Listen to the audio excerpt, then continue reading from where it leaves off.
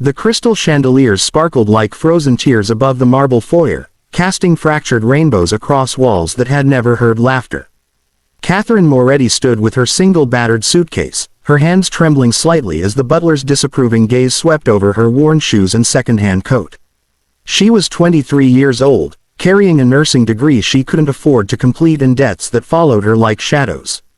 The job posting had been simple. Live-in maid for the Winchester estate, room and board included, salary generous enough to save her drowning family. What it hadn't mentioned was the silence that hung over this mansion like a shroud, or the boy in the wheelchair who sat motionless by the window, staring at nothing. "The master will see you now," the butler intoned, and Catherine followed him through corridors that smelled of expensive emptiness and old grief. James Winchester III sat behind a desk that probably cost more than Catherine's childhood home. At 42, he still carried the sharp-featured handsomeness of old money, but his eyes were hollows, and his shoulders curved inward as though protecting a wound that never healed. He barely looked up when she entered. "You understand the position?" he asked, his voice flat. "General household duties. My son requires no special attention. We have nurses for that. You'll clean, cook when the chef is off, and maintain discretion about our family affairs." "Can you do that?" Catherine hesitated. In that pause, she heard something that made her stomach clench, a crash from somewhere above, followed by shouting, then nothing. James Winchester didn't even flinch. "Your son," she began carefully, the posting mentioned. "My son is not your concern." The words came out like a blade. "He has every medical professional money can buy.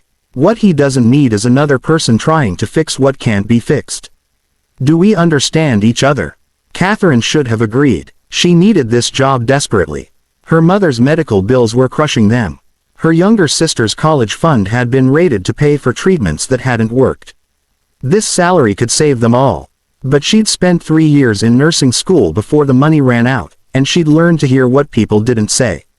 In James Winchester's rigid control, she heard terror. In his dismissal of his son, she heard unbearable guilt. "I understand," she said quietly, which wasn't quite a lie. She met Ethan Winchester on her 3rd day. She'd been cleaning the library when she heard the soft whir of an electric wheelchair. He appeared in the doorway like a ghost, 12 years old, with his father's dark hair and his mother's gray eyes, which Catherine knew only from the portraits that lined the stairs. Margaret Winchester had died 4 years ago. Everyone in town knew the story, whispered it in grocery stores and coffee shops with that particular tone reserved for tragedies involving the wealthy. The accident had killed Margaret instantly. Ethan had survived, but the spinal injury left him paralyzed from the waist down. "That's what the doctors said. That's what everyone believed. You're new," Ethan said. His voice was soft, carefully neutral, the voice of someone who'd learned not to hope for anything. "I'm Catherine. Cat, if you prefer. They usually don't last long. The new people." He said it without accusation, just stating a fact. "My dad fires them, or they quit. Last one made it 6 weeks. Catherine sat down on the arm of a leather chair, making herself level with his gaze. Up close, she could see the tightness around his eyes, the way his hands gripped the wheelchair arms even when sitting still. "Why do they leave?" Ethan shrugged, a gesture that seemed to carry the weight of years. "Dad doesn't want anyone bothering me. The nurses aren't allowed to talk to me except about medical stuff. The tutors teach from a script. Everyone acts like I'm made of glass." He paused. "Or like I'm already gone." The words hit Catherine like a physical blow. She'd seen it in nursing school, patients who received every medical intervention but no human connection, who were treated as collections of symptoms rather than people.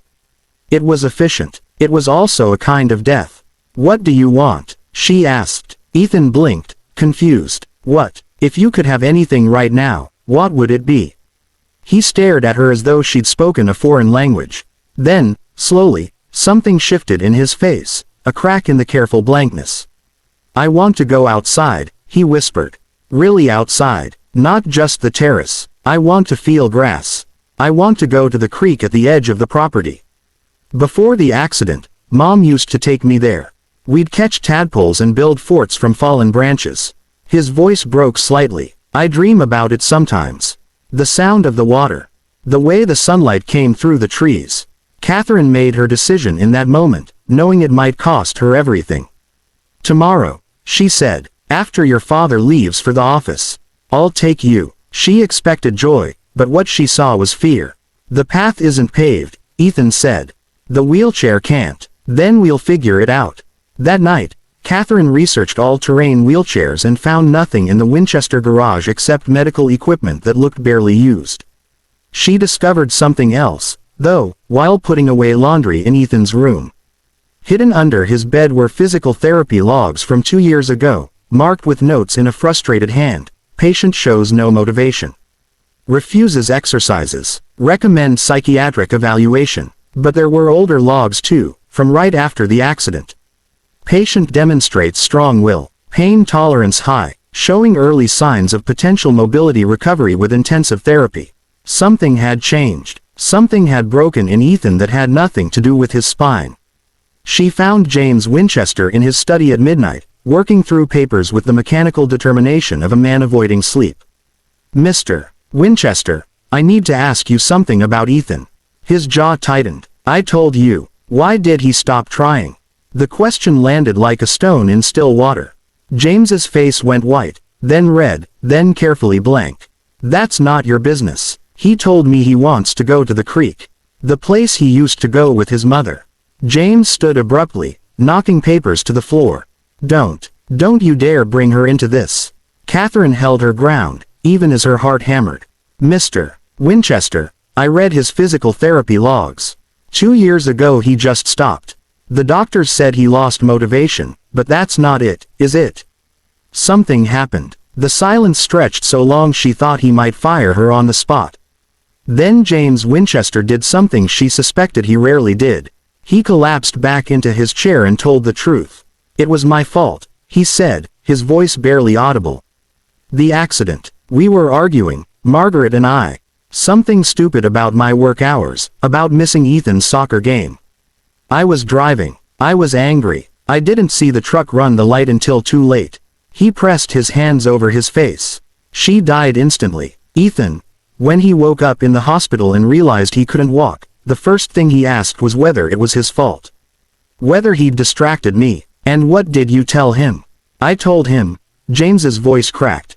"I told him the truth. That it was my fault. That I'd been arguing with his mother.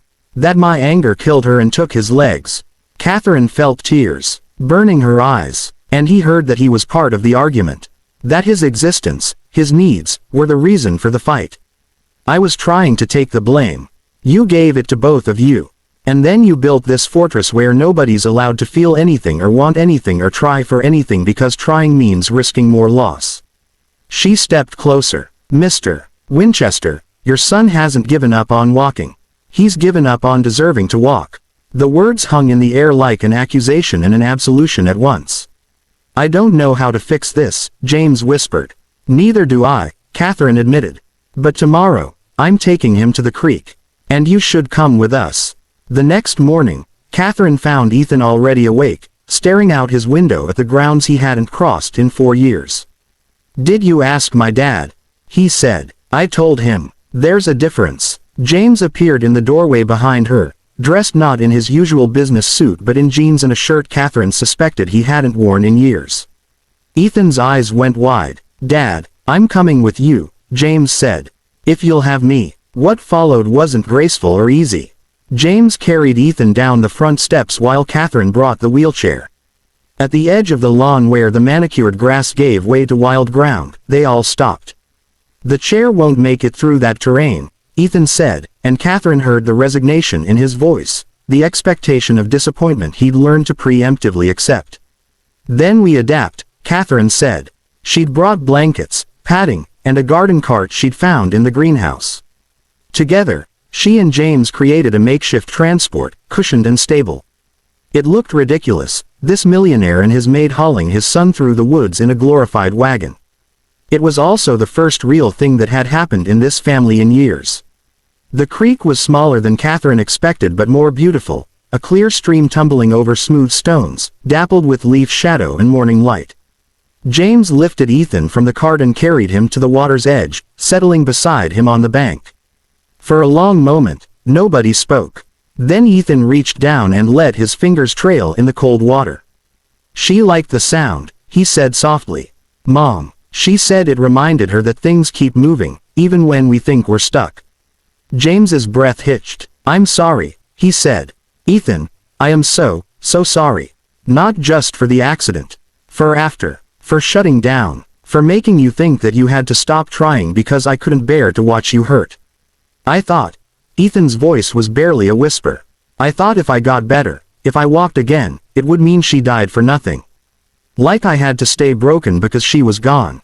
Oh, God. James pulled his son against him. No, Ethan. Your mom loved you more than anything in this world. If she could see you now, the only thing that would break her heart is knowing you've been holding yourself back. He pulled away enough to look his son in the eyes. She'd want you to fight. To try. To live so completely that it honors what she can't have anymore. Ethan crumpled then, and James held him while 4 years of grief finally poured out. Catherine turned away, giving them privacy, but James called to her. Thank you, he said simply. For seeing what I was too afraid to look at. The change didn't happen overnight. Healing never does. But it started there, by the creek, with the sound of water and the truth finally spoken aloud. James found Ethan's old physical therapy team and fired them, bringing in new specialists who treated his son as a whole person rather than a broken body. But more than that, he showed up. He attended the PT sessions. He celebrated tiny victories, a toe wiggling, a leg muscle firing, the first time Ethan supported his own weight for 3 seconds. Catherine stayed, no longer as just a maid but as part of the strange, wounded family that was learning to knit itself back together.